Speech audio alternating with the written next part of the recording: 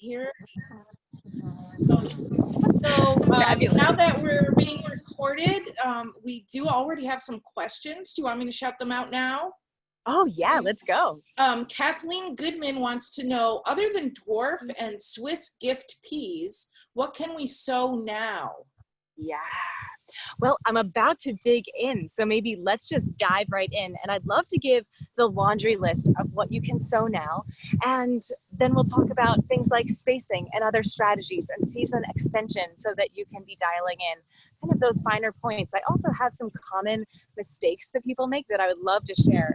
But honestly, the heart and soul of what can you sow in August for autumn abundance is what? What are the seeds? So here we go. And I'm going to start with, also, I have all these succession sowing charts. And if you'd love them, send me an email, petra@fruitionseeds.com, and I will forward you all of that info. Because we make at Fruition Seeds all of these awesome resources. So I would love, love, love to share those out. But here is the thing. I'm going to start with what you can sow now, and it's kind of last call for, and then I'll finish with what you can still, honestly, even here in Zone 5, be sowing a month from now, 5 weeks from now even. So without further ado, it is last call here in Zone 5 in Western New York for peas. And not just any peas, but dwarf compact peas. So if you haven't already tried peas in fall, they are the sweetest peas, most tender, melt in your mouth that you will ever taste. Because here's the thing, those pods are full of fibers, and fibers are carbohydrates. Carbohydrates break down into sugars, and sugars are nature's antifreeze. And so as it becomes colder, the plant, whether it's collards, kale, Swiss chard, and peas, any fiber is going to start breaking down into sugars so that it can protect itself as the temperatures dip down. And so all of your peas in the fall suddenly are the sweetest, most tender peas you've ever eaten in your life.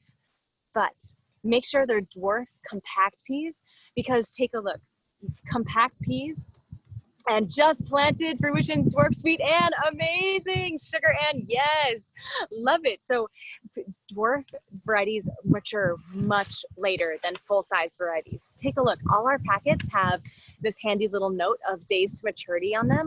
So yes, 52 days to maturity. So right now, it's right on the cusp. It's a tiny bit late, but still go for it. Especially if it's a warmer fall, you'll have plenty of peas. Let's take a look at this full-size pea. This is 68 days to maturity. So 52 days versus 68. And that is the general rule with compact dwarf varieties versus your full-size peas.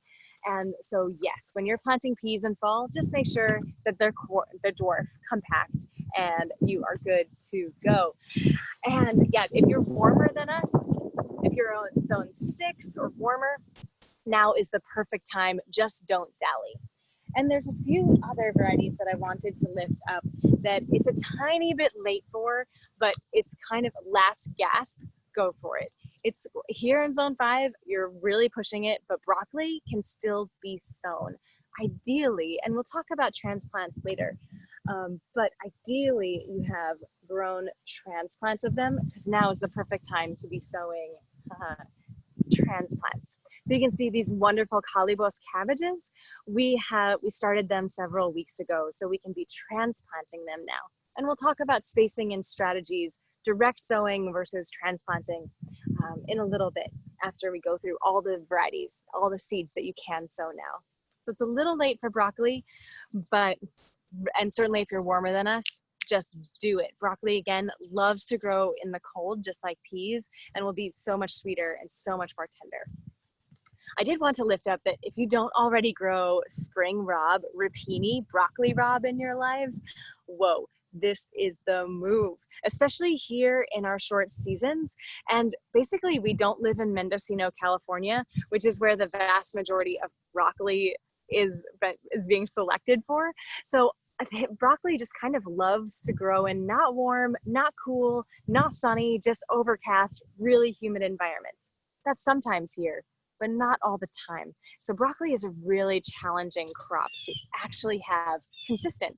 Broccoli rabe, on the other hand, super easy to grow, super consistent in its fabulousness. So, and it loves to grow in the cold. So yes, spring rabe, broccoli rabe, you can direct sow it, we transplant it, you've got options. Ooh, and our caterpillar disappeared. Oh my gosh, where did it go? So for those of you wondering what I'm talking about, just as I sat down, oh my gosh, there was this milkweed adjacent to me, and there was a monarch caterpillar that I brought in to share the day with us. And it's appeared to have, apparently it's a very hungry caterpillar, and the grass is greener somewhere else. But there's a couple more things that it's like last call to sow now. This weekend, this weekend is kind of last call. So leeks I start them now, and they won't get full size by the end of the season. But if you haven't tasted baby leeks, like pencil thin leeks, this is one of the most luscious culinary crops that you will ever eat. They are so sweet and melt in your mouth, especially in fall. So leeks are luscious. And then fennel too. So fennel, you can direct sow. And can those leeks over winter? I see a great question. They will not here in zone 5. So if you're growing them in something like a cold frame, maybe if you pile them over in zone 6, you're right on the edge. So, and younger plants will be more resilient compared to older plants. Mulch it a ton, like literally cover the plants with straw, with hay, with anything that you're using to mulch, and you've got options. Know that though, when in the spring, this leek is a biennial, so it's going to want to go to seed immediately in the spring. So it's not going to grow to be a great, big, beautiful leek next year. It's going to very quickly go to seed. So you're basically using your outdoor environment as a refrigerator all winter long. And it'll regrow a little bit in the spring, but it very quickly will just enzymatically transition and send up a huge, beautiful seed stalk. So yeah, don't expect full-size leeks next year either. Awesome clarification. I love this. So yeah, fennel is another thing that you can plant now. Last gasp, do it now. And young fennel luckily is delicious, even if they are, young plants. But young fennel is another crop similar to broccoli that, Mediterranean, it loves that like middle of the road, like not hot, but not too cold. So it really thrives. The sweetest, most tender fennel is in fall. So those are all crops that you can sow now, and it's like last fall. And I wanted to share, now this is like also getting to be last call with these roots. Pardon me. We're right in that like week 10-day period of final call for watermelon radish. And this, if you've never grown, and this grows for beets, carrots, if you're growing full-size root crops of those types for fall, they need to go in now. And you can take a look at their days to maturity for watermelon radish. It's 50 days. So, that's almost 2 months, and frost, it thrives in. It won't grow as quickly, but they totally survive, and in fact thrive in that cooler temperature. So yes, now is a perfect time to be sowing your watermelon radish, friends. And same is true for carrots, whether they're orange carrots, we have purple carrots, the little lovely like ball-shaped carrots, the Parisian style. Now is the perfect time. If you want them to actually size up full, which is when they have their full flavor, yes, now is the perfect time. And again, think of all the starches turning to sugars. Your carrots are full of starches and that will turn into sugar. So the sweetest carrots are in the fall. In the winter, your voles will also be really excited that you are overwintering your carrots. So generally harvesting them a few weeks after frost so that they're super sweet, but then bringing them indoors. Keep all the soil on them and put them in plastic bags in your fridge, and they will last for months. And the same is true for beets. And, you know, we have the classic red as well as the golden and the Chioggia, the candy stripe, the red and white concentric rings as well. And all of those are perfect to sow now. The nice thing about beets, where watermelon radish really doesn't get full flavor until they're full size. Carrots, certainly, a pale comparison of themselves as like 3/4 mature as opposed to fully mature. Beets, on the other hand, taste like beets as soon as they're marble size. And certainly they taste like beets when they are the size of a softball. And so then you can be thinning them, eating as you go. And even if they don't size well, you get the full flavor. And certainly the greens are delicious as well. So another one to sow right now is kohlrabi.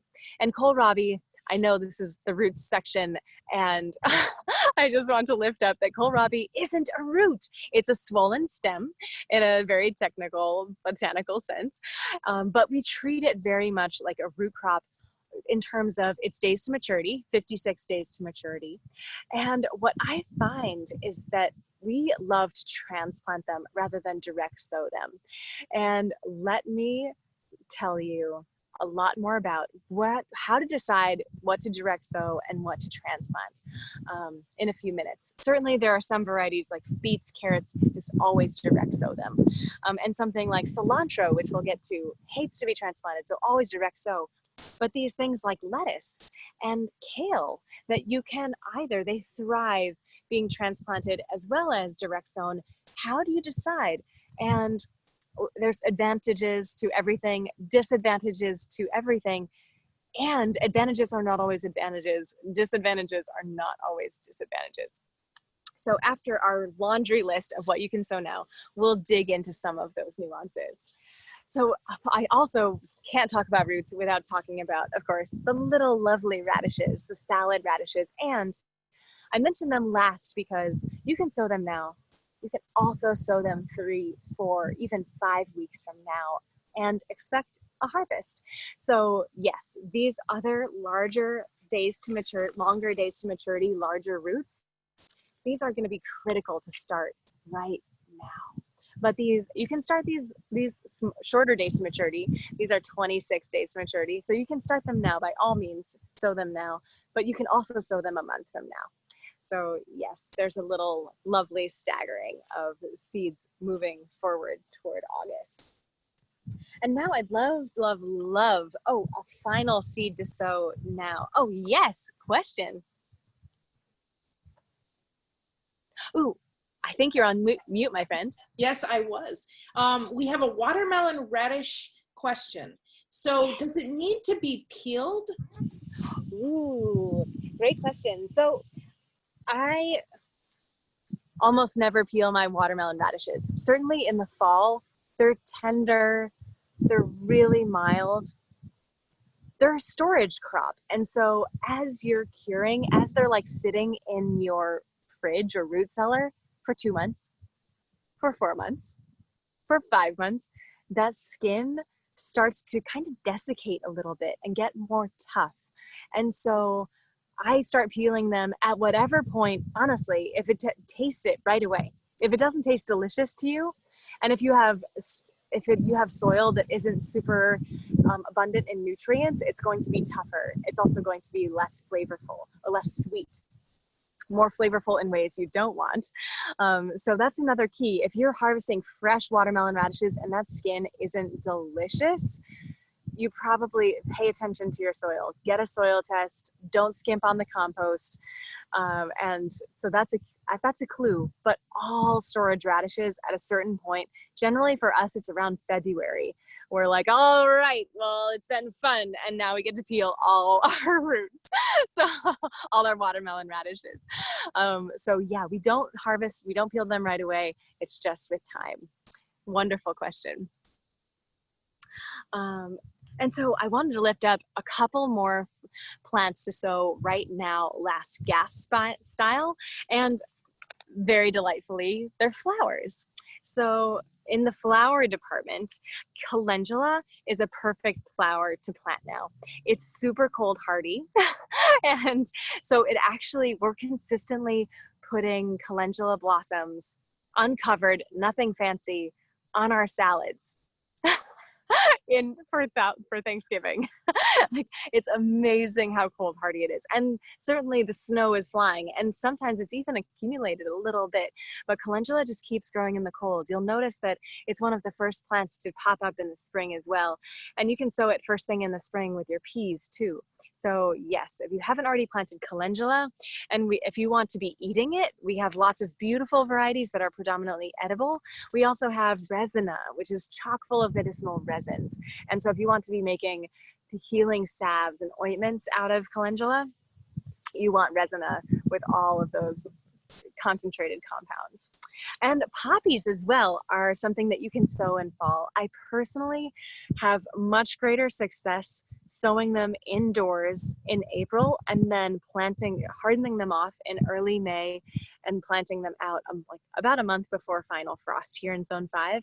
And that is how I find they're super successful. But planting them in fall, that's what the poppies are doing, right? So if you want to plant poppies in the fall, that's a wonderful way to go about it as well.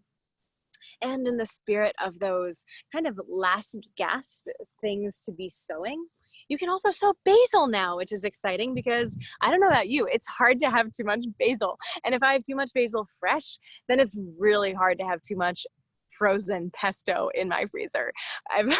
We've made about 6 gallons of pesto so far, and I still feel like, I don't know if we have enough. Admittedly, I like give everyone pesto all winter long. So most of it, I don't even eat. So it's hard for me to have too much pesto in my life, which is all to say, whether it's Tulsi basil for tea, whether it's Genovese basil for pesto, it might, depending on the fall, it may or may not get full size. But whether or not it gets full size, it's super flavorful and delicious. Even if it's 4 inches tall, basil is delicious, right? Certainly it smells heavenly, even if you're not even eating it. So we have plenty of time before final frost comes here, for the first frost comes in fall, to get some pretty significant growth on whether we transplant or direct sow our basil. So yes, and a question. I don't see the full question. Could you read Hillary's question, Stacy? Ooh, you're on mute again. I'm sorry, I don't know what was the name of the person whose question. Ooh, I saw Hillary ask a question about dark green basil leaves. Yeah, I got it. My basil went from dark green to curled leaves and then light green. I cut them back and one started resprouting leaves. Is there any life in them left, or should I pull them and reseed? I would pull and reseed myself. Yeah, without looking at a photograph, it's hard to diagnose, and always know that you can send me photographs. I may not be able to answer promptly these days, but you can always send them to Petra@fruitionseeds.com. I love playing garden detective. It sounds like, curling, it could be even a virus of some kind. If it's yellowing and curling, that's like pretty solid viral diagnosis, but without seeing it, it's hard to say. But certainly it's stressed. I doubt it's going to recover fully. So I would definitely pull them out, turn them into your compost, and just sow new seeds. And preferably in a different place, and just make sure that you're putting on, whether it's compost, we have a granular fertilizer as well that's organic and quick, as well as slow release. And it's perfect for setting plants up for fall success. So yeah, I would start with fresh seeds, clean slate for fall. Yes. So while I'm mentioning herbs, while we're talking herbs, another one to sow now, if you haven't already, is scallion. So vegetable and herb, I love all these great boundaries in our lives. So the thing about scallions and anything in the allium family, whether it's the leeks, the onions, you always want to transplant them. You can technically direct sow scallions, but imagine a scallion. Take a look at them. They have pretty sparse foliage, right? So they don't outcompete weeds quickly in any way. And so we find that if we direct sow our scallions, we're doing a lot more weeding than if we transplant them.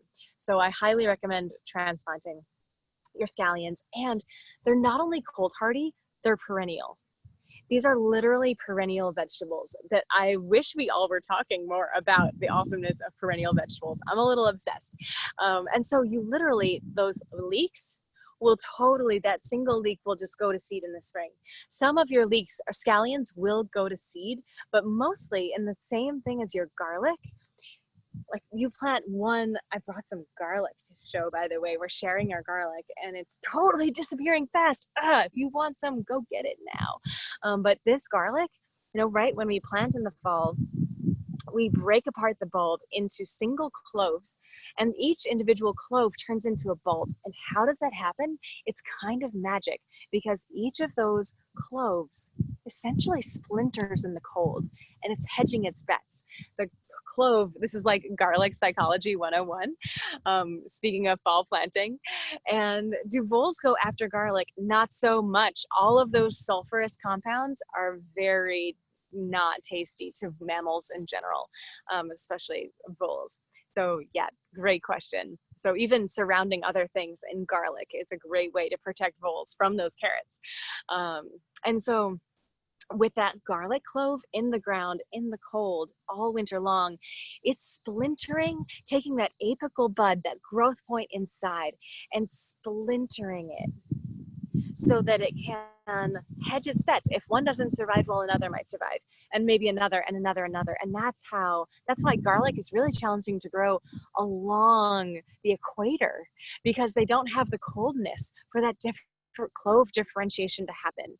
And so yes, reason people often are like, oh, short seasons, and complain about it. There are totally benefits, and you're looking at it. So scallions are similar in that scallions, when you plant them in the fall, when they overwinter, their apical bud deep within, like right by their root plate, differentiates, hedging its bets. If this one doesn't survive, another might survive, and maybe that one will too. And so in the spring, you'll see all these new scallions coming up from the root plate of those scallions, and you can keep harvesting them. And honestly, we've had a scallion patch for, I think it's 5 years now. So our friend Sean has one that's like 14 years old down in Ithaca. So yes, perennial vegetables, but now is the time to be experiencing. I'd be sowing the scallions for that time. And a couple more herbs and dill. I'm sorry. Jump on in. Just wondered if that's the same reason why it's so easy to regrow scallions from scraps. It's different. So the regrowth, I mean, they're easy to grow for sure. The like when you're regrowing a scallion from like just the cutting in your grocery store, that's just all that life that, yes, this is garlic, but same family. And yeah, that root plate, the growth point is here. It's not even here, it's here. And so so you can eat the entirety of your scallion. I'm like looking over where we have a whole bed of scallions, and I'm wishing I could transport one here. But if you cut off, literally, if you have like an eighth of an inch or less, and that root plate, you can regrow it. You can plant it again, and it will sprout. So that's just the apical bud responding to grow. It's that differentiation in the cold that's not only allowing it to grow, but allowing it to grow and differentiate. So when you're regrowing from that root plate, you're only going to get one scallion. But if you grow and then plant that scallion, and in the winter, and then it overwinters, that's when you'll see the differentiation and start to be making your own scallion forest. And I have two more. Amanda would like to know, so I can just plant some scallion I bought at the farmer's market then? Totally. I mean, it's ideal for, I highly recommend taking off all but the, like, leave an inch is the ideal number. But so chances are that your farmers at your farmer's market are fabulous and have done you the immense favor of washing your produce. What a gift, what a privilege. And because the roots have been exposed to the air, and then you put it back in the soil, all of those leaves are going to start to wither. And basically it's the new growth that it will be investing in that will be robust. It's not going to be able to have the capacity to make those the full leaves of your current scallions you just got at the market maintain turgor pressure and grow. So you get to have your cake and eat it too. So cut off that entire scallion, leave the bottom root plate and that bottommost blanched part of the scallion, and then just reroot that. And I would plant them honestly in a flat indoors in soil and then transplant them, because especially it's so hot out right now and the soil is so dry, and just let it like reestablish its root systems indoors in potting mix, so it's nice and warm, super cozy, and really consistent with moisture. And yeah, plant them out once they're like a couple more inches tall, and that will be amazing. Yeah. Sorry. Jean wants to know, can you plant garlic in a flower bed near roses? Totally. I think so. Martha Stewart might disagree, but she probably just has aesthetic reasons. and I personally think the more the merrier is my aesthetic. And so, yeah, there's no reason not to, unless you're a Martha Stewart aesthetic snob. And yeah, that's my unfiltered Petra moment. And one more thing, Deb mentions that she can tell you're in Naples, and can we come and visit it? Oh, yes, and so yes, come and visit, and come another year, friends. And it is just this moment in the midst of the pandemic that it is our public love of each other to be distancing, and it's just hard to maintain distance really responsibly. So another year, we have so many events. Like, we're always in the last Saturday day of August is always our annual watermelon and the dahlias party, because we grow hundreds of organic watermelons just for the seeds inside. So we have to have a party. And so we're going to have a party just with our staff this year. And actually, our local kombucha company is going to make a watermelon kombucha. Our local brewery is making a watermelon goes sour with it. And also our local distillery is going to be making watermelon brandy, which is amazing. So we're finding really creative, awesome ways to pivot in this moment. But I do want to mention, if you are local, we have a curbside pickup that's free. That's a pretty new thing. We are building this beautiful kiosk of sorts. So, and then to get free shipping for you to come pick it up. So to get free shipping and you'll come pick it up, just when you're checking out at fruitionseeds.com, right at the end, you'll see like a coupon code or a promo code little box, and just put in that box, "We love local," all one long lowercase word. Maybe Stacy can tuck that in the chat. And that, like, "We love local," will get you you won't be charged shipping. And then when your order has been filled, we'll simply send you an email, and you can come pick it up from our outside kiosk. So yes, I cannot wait to welcome you onto the farm. And alas, this is not the year to do it. And thank you for understanding. So a couple more herbs that you can plant now. Dill, phenomenal, and it's warm season. So once it gets cold, it's going to stop growing. And then certainly once it frosts, it is dead. And so you want to be sure that you're planting it now. And honestly, now, anytime through early September, especially if you want those like most tender young baby dill greens, that now is the time. And cilantro also, it's never the wrong time. It does. And fun fact, cilantro loves to grow in the cold, and it actually overwinters for us uncovered in the field. We've been selecting it here at Fruition for the last 8 years to do this. So it's really cold hardy. So you probably noticed cilantro bolts way too early all summer long, and it just doesn't like to grow in the heat. Who knew? It's like, I grew up thinking tomatoes, cilantro, like these are synonymous phenomena. And they are, without question, but they just bolt really closely, really quickly in the summer. So yes, now is a perfect time to sow cilantro. We sow cilantro every 2 to 3 weeks throughout the summer. But honestly, we're sowing it all through the middle of September. And it's those later successions that are going to be that much more cold hardy and we eat them all winter long, and then they regrow in the spring. So we're eating the most tender, luscious, sweet cilantro all spring. So yes, that is kind of a perfect introduction to now just talking about greens. But it looks like there's a question, Stacey. Jump on in. There is a question about cilantro. Kathleen says her cilantro has gone to seed. She has them on a tray in her kitchen. Does she let them dry further? And how do I store them for next year? Fabulous. Well, so you want to make sure, and I'm so wishing I had brought some over. We have beautiful cilantro, and it's still green. The seeds, the flowers have flowered, and the seeds, those lovely little coriander balls, are still green, and they're delicious green. I love the flavor of green coriander. And if they're at all, they won't. If you save those, that's delicious to eat, but they won't grow. You need to let them go all the way from green to gold. And once they make that transition from green to gold and dry brown, that's when they have full seed capacity. And depending on, cilantro can have really spotty germination.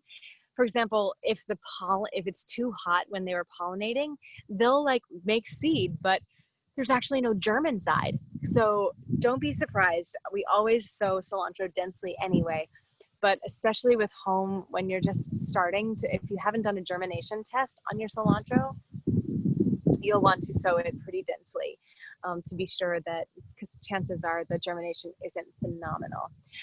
But yeah, once you have it dried and you're harvesting it green, not green, but gold, harvest it on a warm, beautiful, ideally breezy day, just like today, with very low humidity.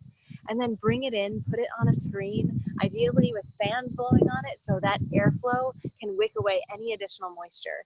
And then you can separate the seed from the chaff simply with your hands, or if you were careful, you're good to go.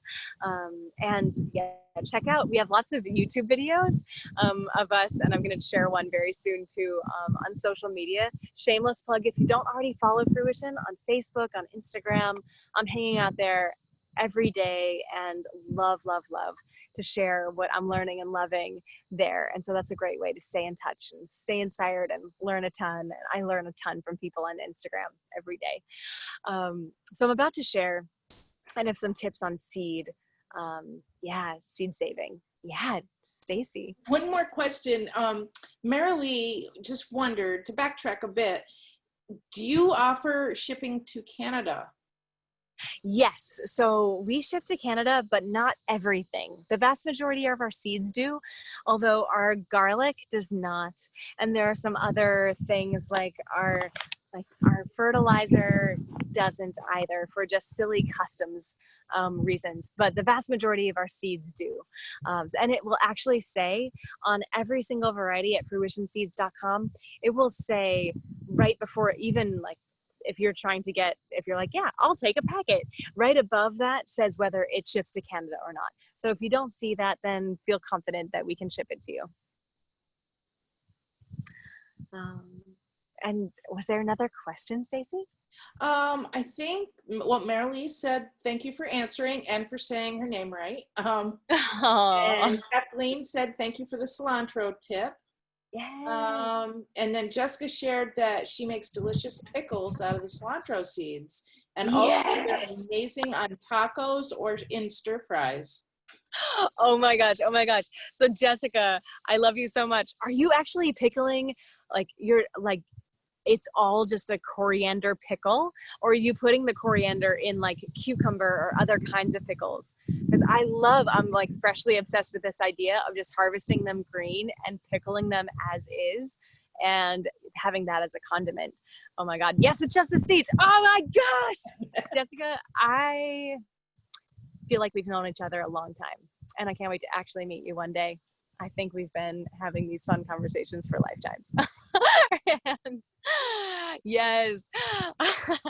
So have fun pickling your green coriander, everyone. Let's all stay in touch and report back.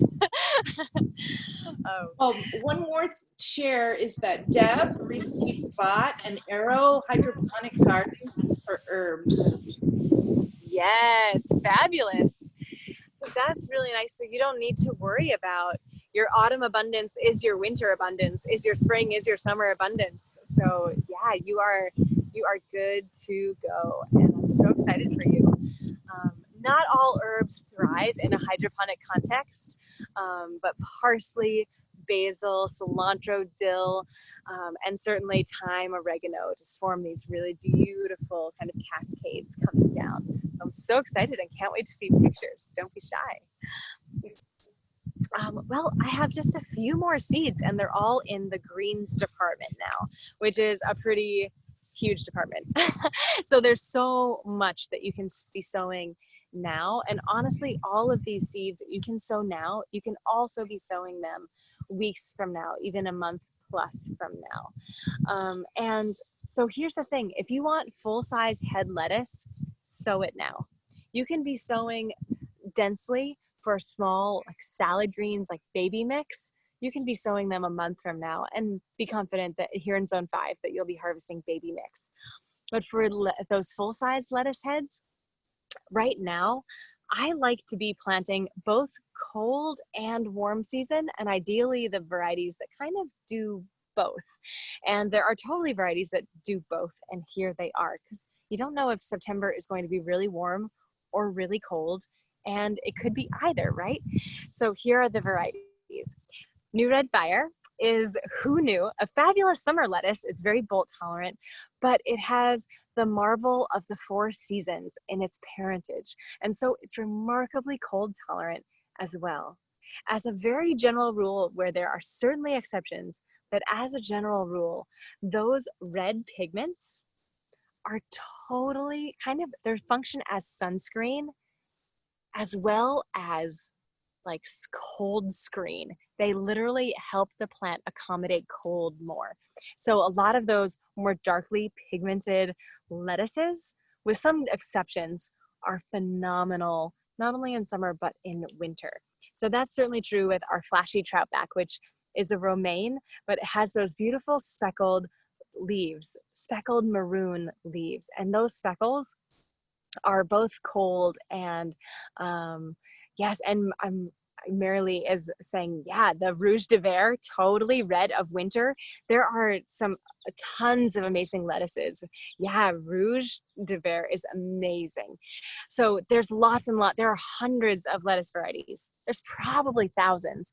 And so there's lots and lots of cold hardy ones, and including this winter density is another one of my favorites. So just be hedging your bets. You can be and those, the flashy troutback and the New Red Fire, which Rouge de Vert is kind of a kissing cousin of, they're phenomenal in summer and in fall. So just kind of hedge your bets when it comes to that full size head that you're hoping to sow. And so from here on out, like, you've got a ton of options, and these are all things that you can sow in much more dense configuration so that you're harvesting them as cut and come again salad greens rather than full-size leaves. Although you can harvest, if you're planting kale and collards and Swiss chard now, you'll be harvesting full-size leaves in 5 weeks. So yeah, I see there's some questions about the lettuces, and maybe before we dive into other things, Stacy, if you want to read them off, that would be amazing.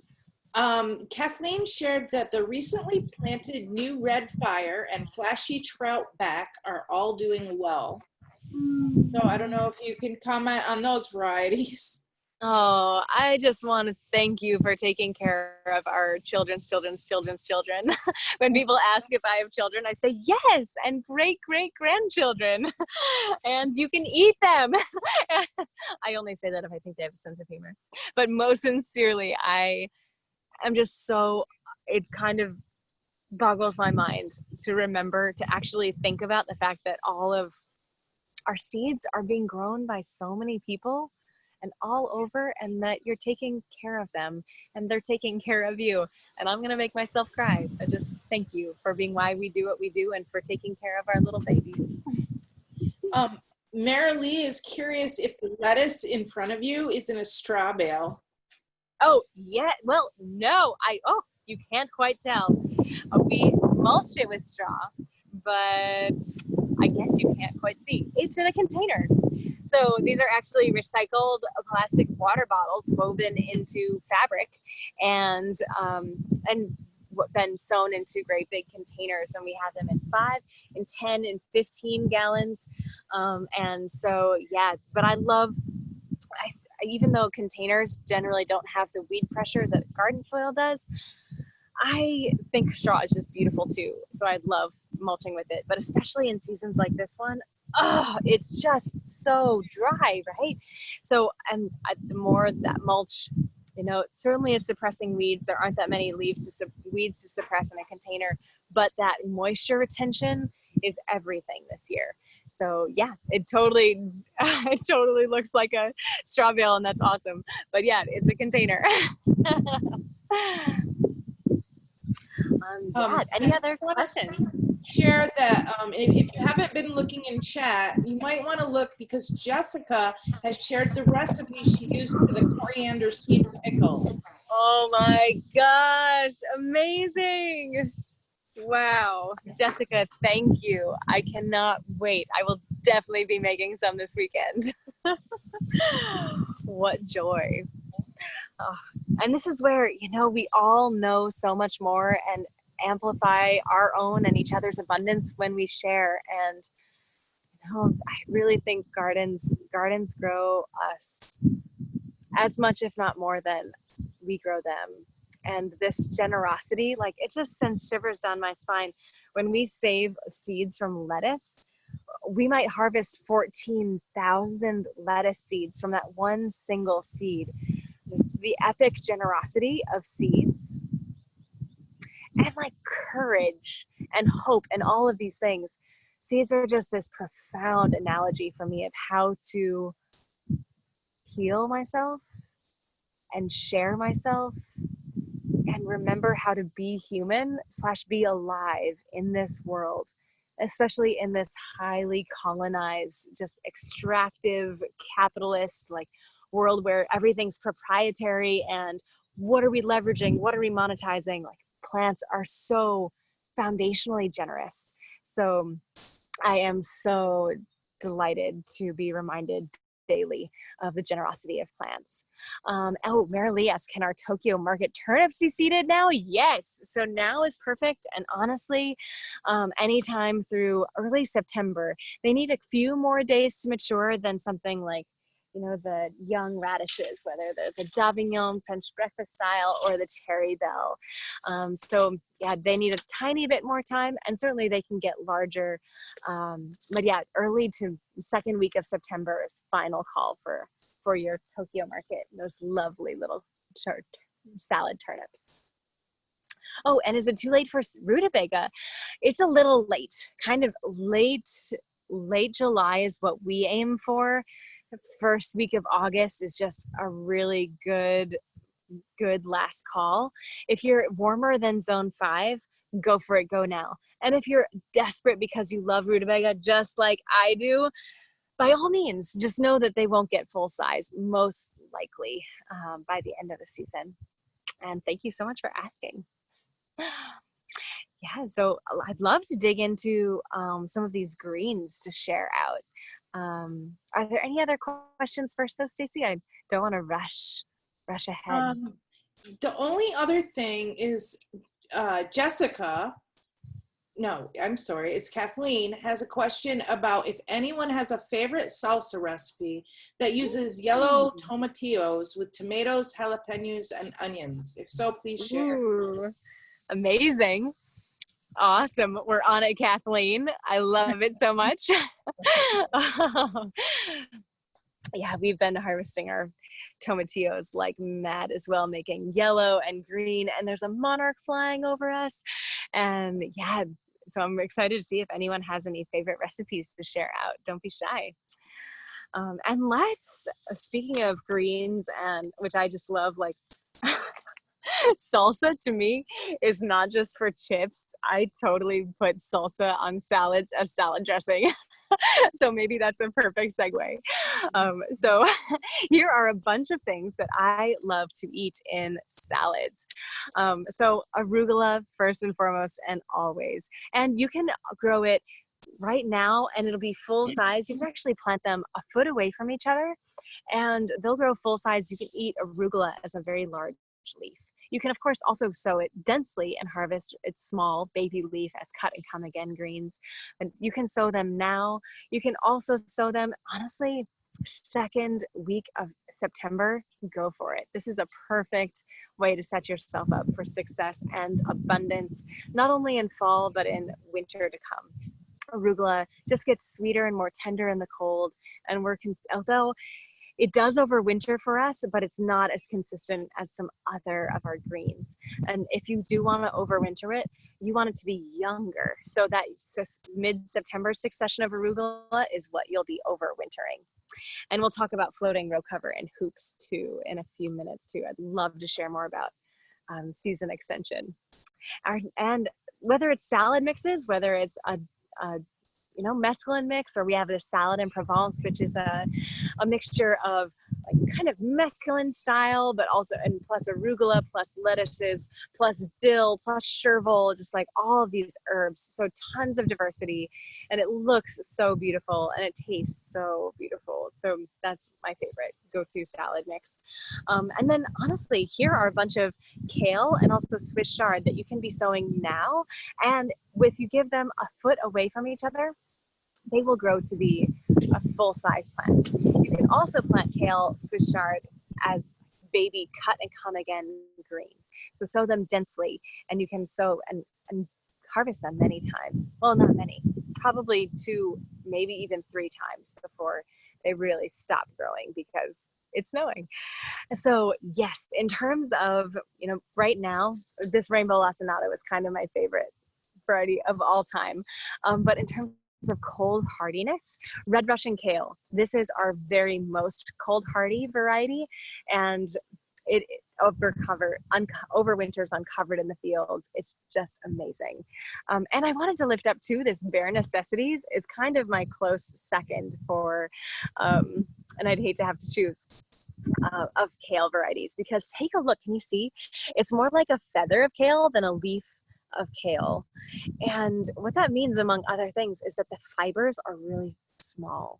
And so what that means, among other things, is that it's more tender. Even in the heat of summer, you've probably noticed kale is much more bitter and tough in summer than in November. And that's because, as I mentioned earlier, carbohydrates, fibers, break down into sugars. Sugars are nature's antifreeze. And so in summer, those fiber chains are very long. Those carbohydrates are very complex. As they break down into the more rudimentary foundational sugars, then they're more cold hardy. They just happen to be more delicious, sweet, and way more tender as well. So yes, all of these. So I love Bare Necessities. Salads in the summer, if I'm going to grow a kale and actually eat it like as a massaged kale salad, this is her. But in the fall, she just sweetens up that much faster and that much more extraordinarily as well. So yeah, there are a bunch. And finally in the greens department, of course, is spinach. And here are 2 different kinds of spinach, and there's classic spinach and there's Asian spinach. So classic spinach is exactly the spinach that you're thinking. And it doesn't love to grow in the summer. It loves to germinate in the cool soil. It literally doesn't germinate in the hot soils of summer.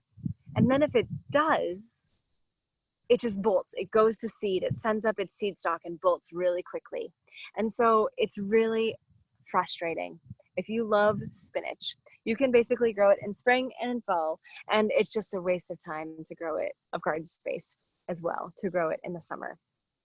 To the rescue is Asian spinach, which is a totally different genus species and is a very different creature. But honestly, we use it in raw, cooked. We substitute it for classic spinach in all of our recipes over the summer, and we are not sad about it. And it grows spectacularly in the summer, totally thrives in the heat, and it's also really cold hardy as well. So it's truly a 4-season spinach. It overwinters as well, where classic spinach is a 3-season spinach: spring, fall, and then and then it overwinters for us as well. So yeah, we're going to be about to put Claytonia on our website as well, which is one of my favorite greens of all time, also called miner's lettuce. And it has this really bright, succulent green mineral flavor. It's kind of my favorite green of all time, to be honest with you. And it literally doesn't germinate until the second, third week of September. And so stay tuned for that on our website. And actually, I saw a really good question come in, Stacy, about our website and stocking. Could you read that? And maybe there's some other questions that I missed too. Yeah, there are a few. I'll start with the one you requested. Heather wonders, when do your out of stock items return, like Beaujolais spinach? Yes, so it totally depends on it's crop by crop, variety by variety. In the case of Beaujolais, so here's a little fun fact about just seeds and fruition seeds. So we, of course, grow spinach vegetatively, fabulously here in our short seasons in Zone 5. And we do not grow the spinach seed on our farm for the most part, because our climate here is very unconducive. 1 in generally 3 of our spinach crops actually makes high quality seed. If it's above 80 degrees and spinach is flowering, the pollen goes sterile. So it generally gets just too hot too quickly for spinach to really go to seed, and effectively here. Small scale, home scale, no big deal. But for us to be producing pounds and pounds and pounds of beautiful, high quality, top-notch spinach seeds, isn't very realistic. So we collaborate with, I lived for many years on the West Coast, and I'm working on organic seed farms for many years, for almost a decade. So I am really integrated in that world. And so we have so many dear friends who do grow amazing spinach out there in the Pacific Northwest. And so Brian and Christine of Uprising Seeds, Bellingham, Washington, cannot recommend their seeds highly enough. And they developed that variety, Beaujolais, and they grow the seed for us. And so, because their summers, honestly, they struggle to grow eggplant and they struggle to grow tomatoes and melons, because the summers don't get hot for them, right? They're in Bellingham. They can pretty much see Vancouver. So they're really far north, and they, so they have a perfect climate for growing spinach. So basically they're growing the spinach right now. They'll be cleaning it, sending it to us. We'll be germination testing it, and then we'll be putting it into packets. And that could be a few weeks from now. It will probably be in October or November. So it'll likely be too late for this year. But honestly, and that might fall into the too much information department, but I hope that it falls into the fascinating biological realities of seed growing. Because, I definitely, even though I saved seeds when I was little, most of the seeds that we grew, we didn't save. Like, we never saved broccoli seeds. And so we just opened up all these packets and they just magically flowed out. Just like we go to the grocery store and we just magically have shelves full of food. And so there's all these, like, really, it's honestly a miracle that any of us eat any day that we do. Like, the seed system, there are crop failures all the time because of, you see, as gardeners, the growing seasons are, really changeable, and farmers are contending with that exact same phenomena. So every single one of the varieties that go out of stock on our website will have a little different story of why it's unavailable, and when it might become more available. So at the risk of being obtuse, I hope that gives you some insight, my friend. And thank you for asking. Thank you. And I love Beaujolais. Oh, you're welcome. Nancy is curious if you might have any suggestions for keeping animals away from the garden, especially woodchucks and chipmunks, and of course deer. Yes. Well, each of those are kind of their own scenarios. Woodchucks, and first and foremost, no, I forget if it was Thomas Jefferson or Benjamin Franklin. I don't know. One of those fine founding fathers had some quote about, fences making good neighbors. Walt Whitman also had some hilarious observations about fences making good neighbors here in New England. So yes, it's really challenging if you don't have a fence to be growing any quantity or quality of vegetables. So ground hogs are pretty easy. Woodchucks are pretty easy. Chicken wire is plenty small for even like the large, like 4-inch grids. I'm unbelievably blown away by how much little baby groundhogs, A, can squeeze through tiny spaces, and B, can just go to town and destroy a garden overnight or in the afternoon. But if you have a foot and certainly 2 feet of chicken wire, that will very seamlessly deter your groundhogs. Chipmunks are really tricky in that they just climb up and over the chicken wire. So they're definitely a lot more challenging. Honestly, dogs are some of the best cure for that. So it seems kind of gross, but if you can even have your dog be like peeing in that area, that will help. And also there's this product called Plant Skid, plant being spelled just as you imagine, and skid being spelled SKYDD. And it's quite expensive. It's from Scandinavia. And it's like basically dried blood, plus a few other things. It's certified organic, and somehow they preserve it so that as it's sitting there, it has the scent. It doesn't have any scent to me, but to like voles and mice and chipmunks and other animals, that have more sensitive noses, it will smell like a fresh kill to them. And animals have evolved animals that are often prey have evolved to not want to be around killed animals, because then the scavengers are coming in. They're probably going to be the next on the menu. So that's a brilliant way to kind of circumvent animals without a fence, though fences make good neighbors, which I don't actually agree with, except when it comes to the garden. And with deer are complex because, they jump really high. They can jump 12 feet high. So it's really challenging to convince them with a fence. Although if you've enclosed a fence and you haven't, if you train a deer to think that there's delicious food, but then here's a fence, they will be like, all right, well, I can jump high. How about I try to jump high? If they don't know that there's something, if the grass is greener inside the fence, they generally don't try to test the fence until frost comes, because there's plenty of other food that they don't have to go literally leap through the holes to make happen. So we actually have, and you can see if you're on Instagram, scroll through our saved Instagram stories to see our fencing little saved story, because we have a really simple and elegant fence here at Fruition Seeds that, this was 8 years ago when we were just starting. And we're still on a shoestring, just like lean, making everything happen. But at the beginning, we were really like, we don't have the funds to create a 12-foot fence to keep the deer out. So what can we possibly do?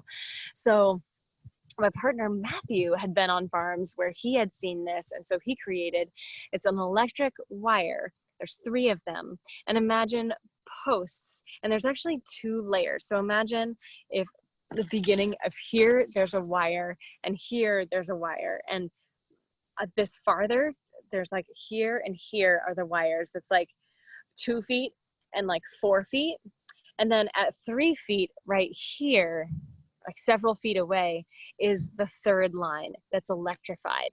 And so here's the thing: deer have eyesight that they don't have great eye like acuity, and so they look at that kind of staggered. They can see that there's depth, but they don't have the acuity to perceive, all right, well, that's 3 feet. I can totally jump 3 feet.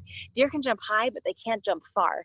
So if you can kind of like give them that optical illusion of unsure depth, they don't, and especially if you get that fence up before you plant your garden, so they don't have any incentive to go in, then there's zero incentive for them to take that risk. And honestly, we bait the electric fence as well, where we take bottle caps and attach them with metal onto the electric fence, and we stuff peanut butter into them, and then we just have them hanging out there so that the deer are not only like potentially going to touch it with their noses, and it's kind of cruel, but we just want them to, if they want, we often find them like chomp, like a deer has bitten into the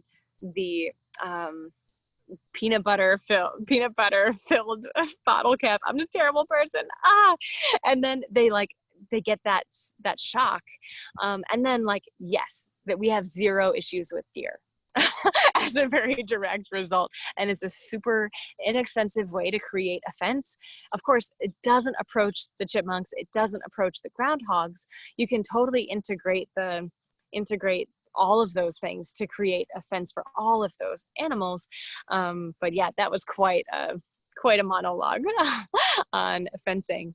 But yeah, for some pictures, and I know I'm a very visual person, so for some pictures of our fencing, go to Instagram, Fruition Seeds, and then you'll see a bunch of little like stories that we've saved, and go to the one called fencing, and that you'll see lots of great pictures, and we break it down. Another question is from Jean. She would like to know how she could grow a mum as a perennial. Ooh, well, admittedly, I don't know that much about mums. I think if you're here in zone 5, you might be disappointed. But there are definitely more, like I'm thinking like the classic, there are like hardy chrysanthemums. And certainly like that daisy family, there's a lot of things in that family that are perennial. Rudbeckias being one of them, and you know, the Shasta daisies being another. But the classic, what I see all over the Finger Lakes and all over New England as those like the very showy mums, those are not nearly as cold hardy. But admittedly, I don't know nearly as much as I'd love to about mums. So I thank you for inspiring me to learn a little more and dig in. Another question comes from Marilee. Do you plan on carrying more than one variety of cabbage in the future? I'm trying January King this year. Wish me luck. Yes, good luck. I think you're gonna love it. I think that I love that variety. Yeah, we're actually trialing a bunch of green cabbages right now. And so we will hopefully be sharing a green cabbage with you next year. Stay tuned. And always, if you have recommendations, just let me know. Petra at fruitionseeds.com. And you know, we share some of the things that we share because we're just obsessed with them. And we want other people to be excited about them too. But there's plenty of things that we have begun to share because people open up our eyes to it. So yeah, I would love, don't hesitate to say, hey, have you ever thought about this? And I cannot wait to share more.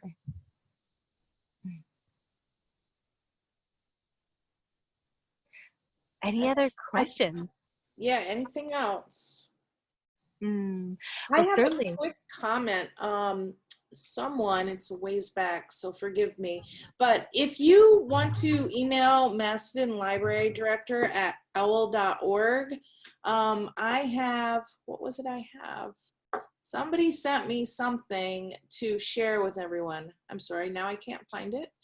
It was Deb. I sent the Thank you. tomatillo recipe. Yes, that's it. So if you email me saying you want it, then I will forward it right on to you. So it's I'll put it in the chat that way. Ooh. I'll be right back. I want to show you something that we just made.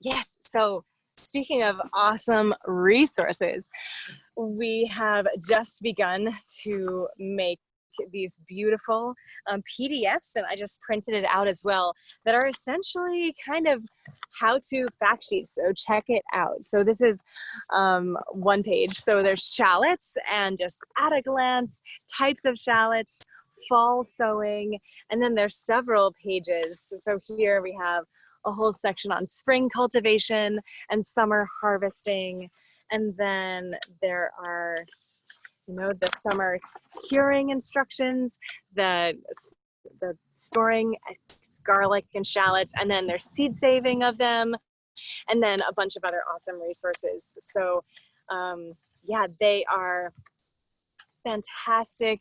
We're going to be making these kind of fact sheets for all of our varieties. So we've just started so that we can share them out. But if you'd love, we've finished garlic and shallots and calendula and peas. So if you'd like any of those, send me an email at petra@fruitionseeds.com, or we're about to share them out on our email list. And every week I send out an organic garden email that has video tutorials and lots of great opportunities to connect and learn seasonally. And so we'll be sharing those out on them soon. So if you haven't already joined our email list, definitely do. I don't take for granted when people share their email with us, and it's a huge privilege I have to share what I love with people I love. So yeah, that's a wonderful way to keep in touch. Petra, speaking of sharing, Hillary would like to know, she thinks this whole program's been wonderful, and which of the beans is a dwarf bean good for fall, because she's looking for a dwarf but not seeing that term on the website. Oh yeah, so beans, it's too late to grow beans. And bush beans, instead of using the terminology of dwarf, which we're trying to get away from dwarf and just say compact, but so you'll see that the beans, you won't find dwarf. They're all bush or pole beans. But it's too late. Honestly, mid-July here in Zone 5 is your last call for beans. It's the peas that you'll find, and you look on peas on our website, and you will find dwarf peas that are snow peas, snap peas, shelling peas. We have all of those different pea types with like full size and the more compact varieties. And it's those compact varieties that you want to be growing in the fall. So yeah, hop on our website, fruitionseeds.com, and it is, yes, it's that variety, the dwarf varieties of peas that you want to be sowing now. Yeah, awesome question. Another question from Marilee.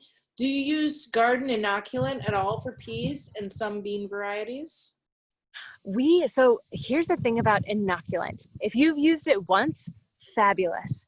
My understanding and also my experience has been that once you inoculate your soil with those bacteria, they will just be there in your soil. So you only need to be inoculating once. So yes, if you've never done it, find some inoculum. Maybe we should share that, because that's such a lovely thing to really be boosting your plant health and your soil health. But we don't at this point. And yeah, if you've used it in the past, you're not giving, in my experience, you're not actually increasing your abundance by just putting it on again and again and again. And with oh yeah. How do we go, Kathleen would like to know, how do we go about saving seeds from tomatoes we grow? Woohoo! Well, here I will put in a shameless plug. I haven't decided the date, but definitely stay tuned, because I am just increasingly, so I love saving seeds, and I want to not just like give people lettuce, I want to give them the seeds of kale, of peas, of everything. And I don't want to just give you the seeds to grow. I want to teach you how to grow it. I just don't want to teach you how to grow it. I want to teach you how to save your own seeds. Like, give a man a fish, teach a man to fish. I want to give you and teach you it all. So I'm going to hold another webinar that I haven't set the date of. And actually, I was just going to host it personally through Fruition. But Stacy, honestly, if you want to do it through the libraries, I was thinking in the next, like even 10 days, like Sure. next week or the week after, Sure. it would be awesome. Yeah, email me and we'll set something up. Awesome. So stay tuned. And because we'll be sharing that on social media, on our email list, because I just, especially like, I really think we're going to have some significant seed shortages next year. And regardless of that, because that's scarcity mindset, right? Regardless of that, saving seed is one of the most profound ways that you can change the world and be the change you want to be in the world. So I have this whole webinar that I've saved. I mean, I've done it for well over 100 garden clubs and other like universities and school groups at this point. And so I'm just going to make it into a public webinar for everyone of just saving seeds. And here are the 10 easy seeds to save right now, that even if you didn't plan out your garden with seed saving in mind, you've got options. And let's talk. So I will, perhaps at the risk of it being a cliffhanger, I'll say stay in touch. And yeah, our next webinar is going to be all about seed saving. And I wanted to show you too, in terms of just not only sowing seeds, but how are we paying attention and leaning in and lessons learned. And I wanted to share with you, taking notes is such a key thing. And I'm kind of terrible at it. I am definitely one of those people that is just really spontaneous, and I love to just do things and share things and then move on to the next fun, shiny thing. But I've learned to take notes across the years, and it's really made a huge difference, especially with these like fall sowing dates. And it's been so helpful for me to actually see the patterns, because we have multiple successions for our fall crops, and whether we direct sow them, whether we transplant them, and just how do I keep all of those notes organized. And so I wanted to show you, I mean, there's our brains first and foremost.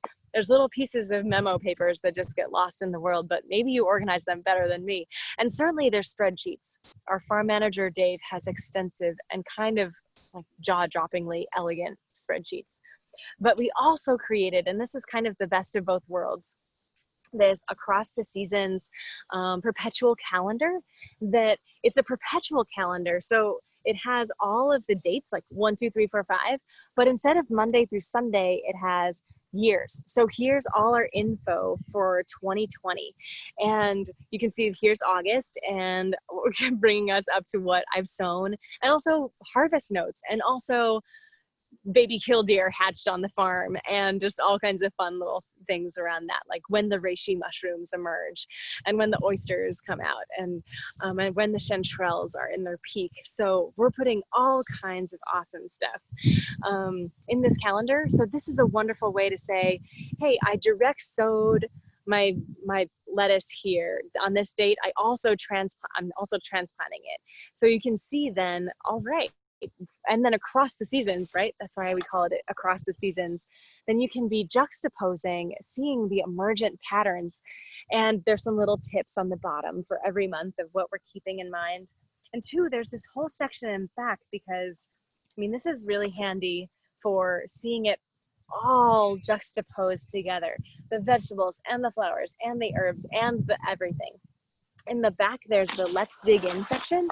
And so it's literally like, here's the tomatoes, here's the garlic, here's the lettuce. So then you have all of those awesome, just like everything, your one-stop shop of all those details. So we have both of those formats here in the perpetual calendar. And up front, there's also an awesome direct sow chart as well as a transplant chart. So it's a pretty remarkable resource that we made, that I've just been so enjoying filling in this year. So whatever you sow, just make sure that it brings you joy. But if it possibly can bring you joy to be recording what you're sowing and when and what you're seeing, those lessons learned go so far. I always think I'll remember things that I just don't.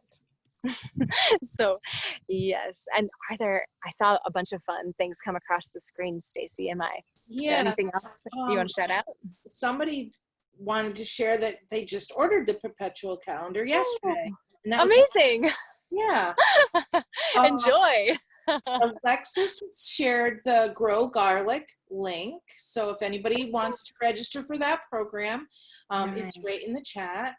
And Loretta says her husband and she are building a greenhouse. I always save seeds and like to try to grow from my own seeds. It's hard to plant them early because we have 3 curious cats who would like to get into them.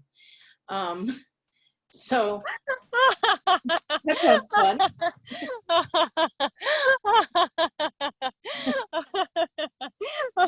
What a beautiful thought. Oh my gosh, I can just see them now. Yeah. Oh my gosh, I confess, was there a question in there? My brain just went straight to the No, there cats. wasn't. It was more of a share. I'm sorry. Okay. Oh, what a wonderful share. Thank you, my friend. Tip on how to keep the cats away. Oh, yeah, that again, they are so tricky. Instead of a 2 foot for your groundhogs, like 4 foot. But even, I mean, honestly, they still get over. My father and his beautiful garden, he has a 5 foot fence and his cats still climb up and over it because they just want to hang out in the litter box in his beautiful raised beds. So it's totally, the struggle is real. But maybe you can just establish some perennial catnip outside the garden, so then they are fully content outside the garden. As an idea, that's a thoroughly untested hypothesis. And I don't have any more Cool. questions. Kathleen just wanted everybody to know she's ordering the perpetual calendar now. Oh, awesome. I can't wait to share it with you, Kathleen. And I can't wait to see how you accompany each other throughout the seasons. I've been so enjoying like the double-edged swords of our lives. I love and I don't love social media all at once, but I love it for so many reasons. And one of them is so many people have been sharing out, they're filling out them enjoying the calendar all summer long. And it's just been awesome to see how people are using it and enjoying it. And it's been so beautiful. So again, like there's so many ways to do everything. There's no one way to garden, no one way to take notes, no one way to live, to laugh, to love. And so we're all just learning how to do all of those things better. And I love that gardens are this living laboratory of how we get to just explore and experiment and become. And certainly you can be by yourself in a laboratory, in a community, but really communities come to life when we are sharing. And it's so often, especially this season, that we're really isolated in our gardens. So I just want to thank you again, Alexis and Stacy. And I just am so grateful for you opening up your technological wide table so that we can all sit down as you lay this board wide and we all just get to share and connect. And yeah, maybe if there's a couple people that want to come off mute and just share any of their takeaways from today or something they're really excited about, really inspired by, and that might be a fun thing to do. Just so people know, Glenda shared that her photo for her little Zoom square is at Fruition Seeds in the Dahlias on Ginger Day 2018. Oh, no way. That's amazing. Oh, that day will come again. It's been so depressing to realize that we're just going to have to enjoy the ginger all by ourselves somehow. Maybe we'll find creative ways to share it with you all. And oh, what is Ginger Day? Yeah, so we have lots of, this year and COVID-19 notwithstanding, we have lots of events on the farm because we have this beautiful farm here in Naples and we'd love to share it. And we'd love to just be a part of our community and our community locally as well as regionally. People drive all the time, from Rochester, from Ithaca.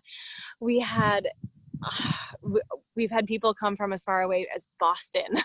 It's kind of mind-numbing how far people come, and it's just so beautiful. And so we have these wonderful throughout the summer, you know, I mentioned the watermelon and the dahlias party because we grow hundreds of organic watermelons just for the seed inside. So then we just save watermelon seeds and like eat watermelon. It's all you can eat all day long. And our ginger day, we also are growing ginger even in our short seasons. Oh my gosh, there's so many wonderful things like season extension that I didn't even get to talk about. Maybe I'll just throw this row cover over my head to pretend I'm ginger, and any number, or lettuce in the fall.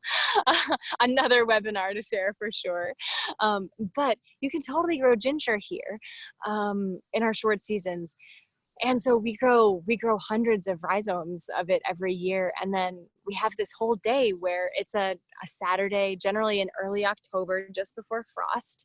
And people can come, and we have a great big cauldron of ginger tea. And so you can drink fresh ginger tea and taste fresh ginger that we've just harvested. And then I am like harvesting it and showing people how to harvest it, and people can like ginger. Fun fact, even everything about that plant is medicinal through and through, from the tips of the rhizomes all the way to the leaves. So you can literally rub the leaves and it smells like ginger. It's heavenly, and you can drink it. We dry our ginger leaves and drink it as tea all winter long too. So yes, our ginger day, long story short, is just a day where we publicly invite anyone and everyone to join us on the farm to taste ginger, and to fresh root, to taste ginger, fresh tea, and also to dig up ginger. And you can also, you know, stock up and fill your freezer. You know, we have all just like huge bundles of just ginger that we share, and our dahlias are still going crazy, so we always do you pick dahlias that day as well. So yeah, I can't wait to know. Do you grow enough things that you could make your own chai? Do you do chai at the farm? No, we don't actually.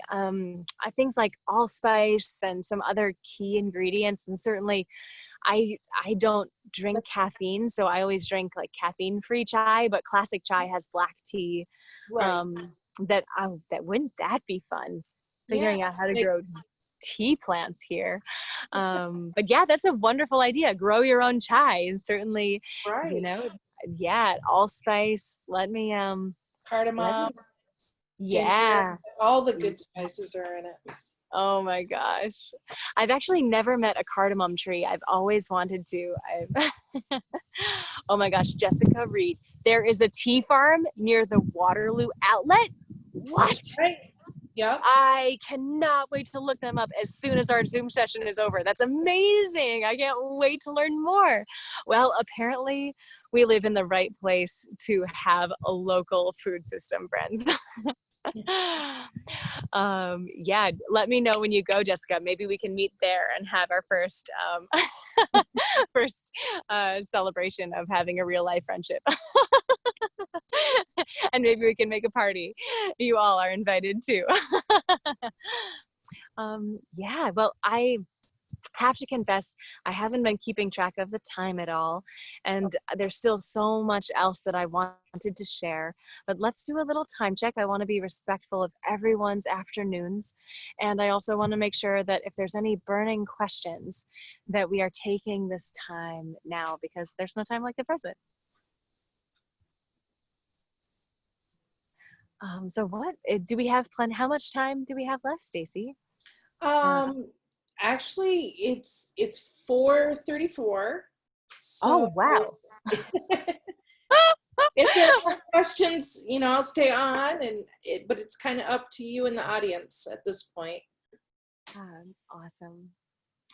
Well, feel free to share any last minute questions, and also let's start to just wind out, and if you'd share in the chat too. Oh, what is good for a cover crop? Yes. Yeah. And maybe in the meantime, if you can just share out what are 1 to 3 things you're excited to sow now for fall abundance, share that in the chat, and that'll be super fun to see. And in the meantime, cover crops, if you're cover cropping now, oats and peas are a great, that's what we're cover cropping with now. If it gets to be more cold into like the second week of September, at that point, it's too late to sow anything else but just rye, which grows seamlessly through the cold. Beets, yes, beets, turnips, cabbage, fabulous. So yeah, oats and peas are perfect for right now to sow as a cover crop. The nice thing about those as a cover crop now, they'll get some nice height. The peas will start to be fixing their own nitrogen, but then they're going to winter kill.